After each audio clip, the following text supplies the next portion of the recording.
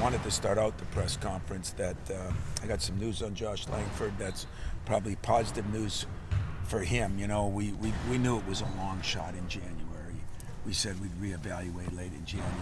Well, we went and saw a specialist in New York. We researched everybody in the world, and when he went out there, he went out last week, then he went back out Monday, and Tuesday he had surgery on it, and or Wednesday, and it was very successful surgery. I just talked to his dad and everybody else, very positive. Some of the things that happened last time, but they took it to another level as far as getting some blood flowing out to that bone in his foot. And I don't know all the details since he's just getting back to Alabama. Then he's going to come back here, but he's going to go home for Christmas. And so what does that mean for his future? Well, I think there was a worry that he may never play basketball again.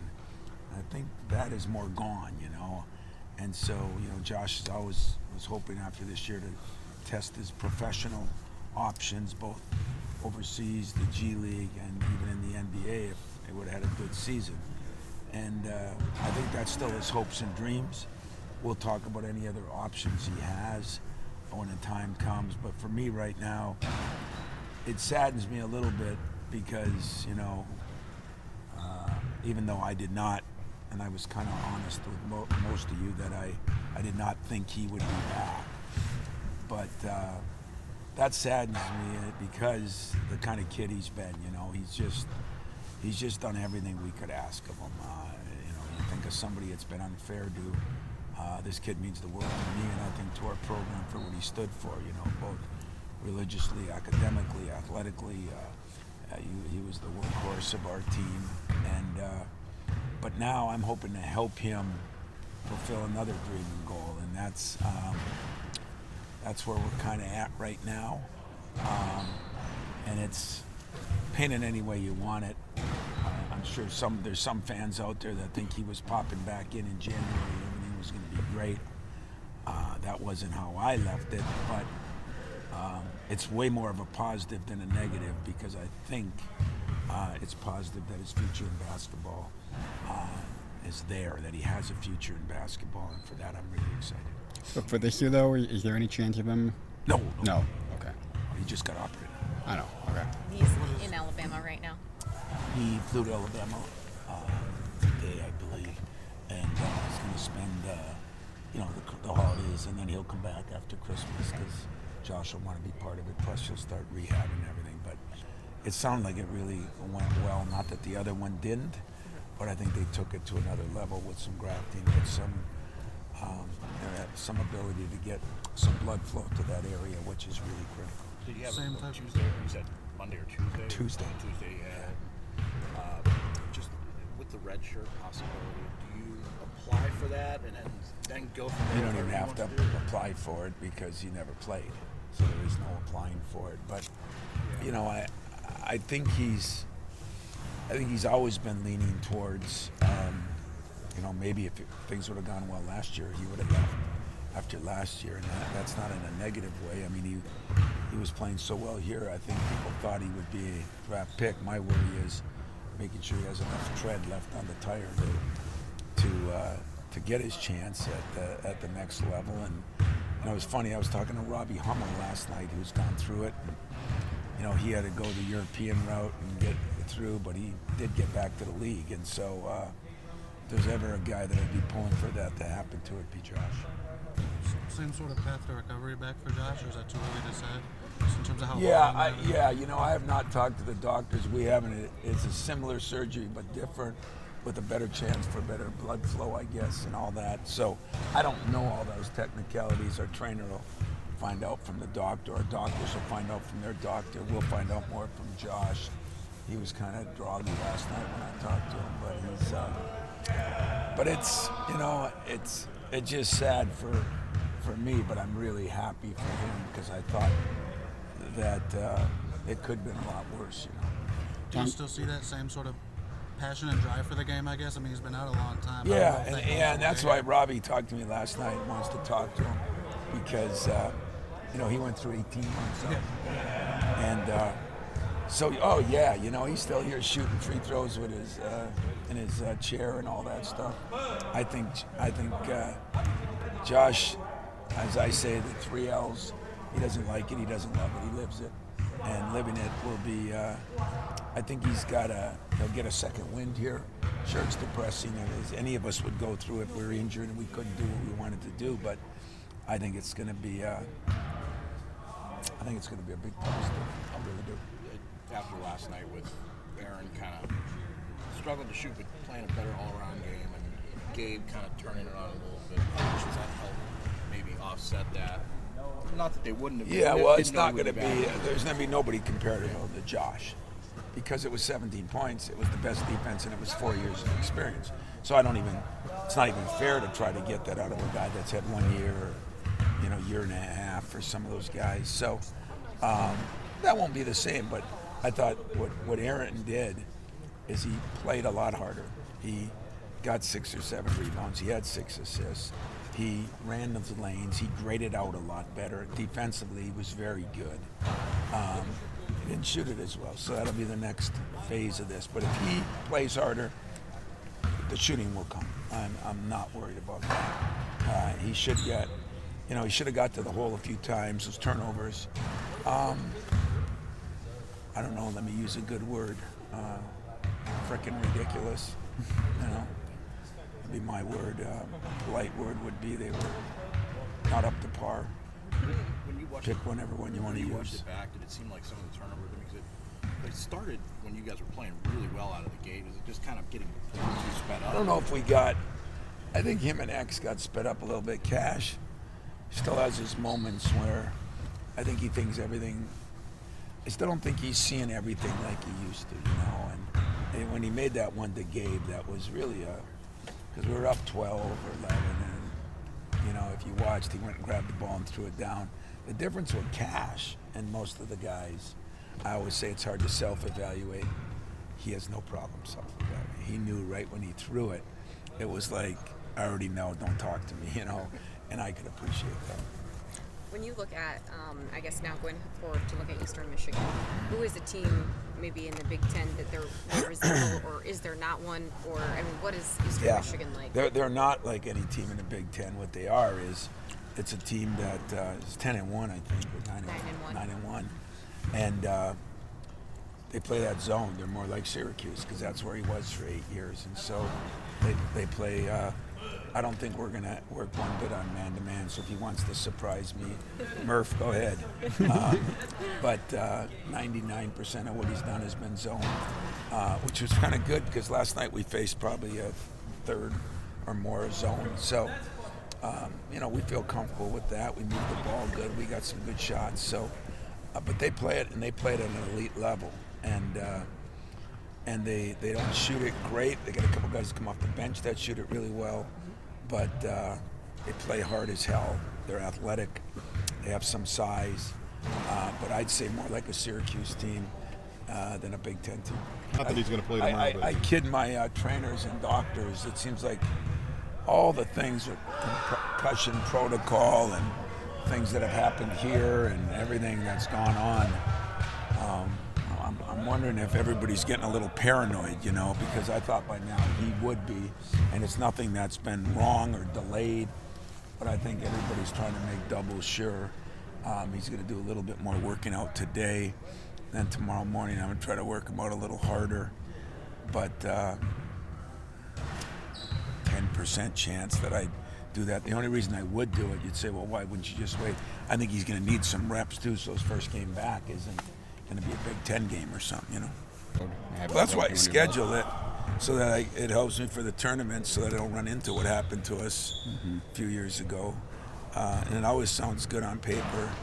And a lot of times then when I got to prepare for the team, I don't know why I do it, So, but it sounds, I think it's going to help us. It's another different brand, we've played some teams that pressed. We've played a few teams that zone now.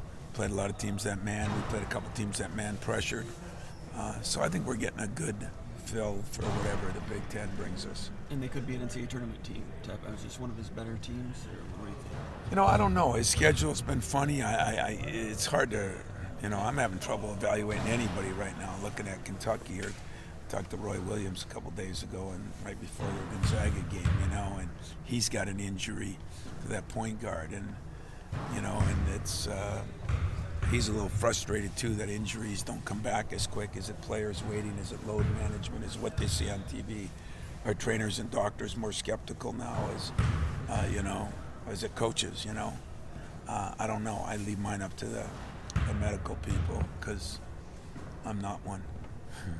Aside from Oakland, who you play regularly, not a lot against the Eastern, Central, Westerns. Eastern a little bit, but you got Western coming up later too. Is that? It's not like you avoid playing them, but no, I don't avoid playing anybody. But I don't love playing. The hard thing about playing those in-state schools is every kid that went there wanted to go to Michigan or Michigan State, and I don't blame them. It'd be like. For you guys, whatever your big competition is, or whatever you seek to be. And so that's their proving night, that's their 4th of July and Christmas. But we got to learn how to deal with those kind of things too. And I think that's one of the things this team, you always tell teams that they have to play to beat themselves or to win a game against themselves rather than playing their opponent. I have great respect for Murph. I've known him, Maurice Ager, I recruited from him. And, with Thomas Kelly at Western, I'm trying to look at guys that I know and that are friends and trying to help them out too. But once in a while, I've been stung before. So we'll see.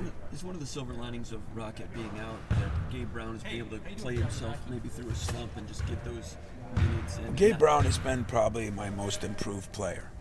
I'm happy to announce that I just got our grades, and we broke a record. We had a 3.1 cumulative GPA with our team, which is the highest ever in my era. And considering the travel we made and everything, that's great. So if you look at Gabe, a kid who came in not a great student, has done an unbelievable job. And he's done an unbelievable job working out in the summer. It kind of goes hand in hand. A couple other guys, it goes hand in hand the other way. So I wasn't concerned about Gabe. It has been good he's gotten to play. Now, it's not good that Rocket has been sitting. The good about Rocket sitting is he's matured a lot. He's got a better understanding of everything. Last night I went up to him, I said, "Was that a good shot?" He goes, "No." I said, "Well, that was a lot better than a lot of shots you took." And he sees it differently, Was that a good pass? Not really, And he's been really vocal on the bench, which is unlike him. He's been a great teammate. I think Rocket has improved sitting. Now whether he can take that and add the basketball part to it, if he does, he's going to be a much better player coming back, which happens to a lot of guys. They say the big thing about going from high school to college or college to pro is the game's too fast, Game's got to slow down. Sitting there watching, the game slows down a little bit, which is a good thing. Do you ever get worried? Last night it seemed like there were times where Cassius was really pushing the ball on the floor and he was waiting for people to get in front of him. So how much are you not worried about that, but do you hope that maybe they can get down there faster? That makes sense. Fred wouldn't have asked as educated of a question as that. You're right. Sometimes we are. We're really on our wings that they got to run. What we found last night is we were running better than you even noticed. But you did see that because our wings were getting a lot of the rebounds. We had 18 rebounds between our two wings. And our bigs were actually, Marcus had his best grade out. Thomas Kithier, unbelievable grade out. Malik, very good grade out down the middle. So sometimes our wings weren't there, and you're right on that. Sometimes it's because they're rebounding. Now, I've been telling our guys is Morris Peterson used to be able to, Charlie used to be able to rebound and get there. So that's the next step for Gabe and Aaron. Thank you. Malik, has he been a surprise in terms of his ability to play ball screen? Just some IQ things. I know he's not perfect on defense. He's not perfect, but he is a very smart basketball player. He could be my Cassius of the future. A guy that can really understands the game. Even when he makes a mistake, he does understand the game. Step into that white line. And kill that. And so that is a strength of his. You've evaluated it. The strength of him is his athleticism and that he can shoot the ball. He hasn't taken as many threes, and I think that's something he's got to work a little harder at and feel a little more comfortable with. He's giving you something off the bench. As a freshman, he doesn't seem like a freshman, in my opinion. No, I mean, well, got he's some built physical like strength. one. He went to a prep school, so he's matured a little bit. He was away from home. Very good student. His grades were, I think he had the highest GPA on our team. We had an unbelievable semester, seriously. And so I think he's got a chance if he continues. He like and loves the game right now. He's got to go to love and live the game. If he does that, if he takes that step, and Gabe is really working with him because Gabe is living it. Just to clarify, Josh's surgery was Tuesday? Yeah. And then he went to Alabama Wednesday? Yeah. Okay, just want to make sure I had it Yeah. right. All right. Thanks, Tom. Everyone likes him, but is the defensive intensity going to be the key for how far he goes here? You know, sorta. And I say that because, like with Cassius, I understand that everybody's not Travis Walton, and what happened last night, it seems like he got snake bit. He gets in there, guy jacks 1-3 in front of their bench from a long ways out. And a couple other ones, it just happened. So the lead changed, and he looked like the villain. Now, some of it was guys didn't step up on ball screens that were supposed to on one occasion. But Frosty, we got to get his offense going because I think it'll help his defense a little bit. But I'll be honest with you, where a month ago I was questioning a lot of things. His attitude, his energy, he's been a major help to Cassius. The roommates on the road and all that.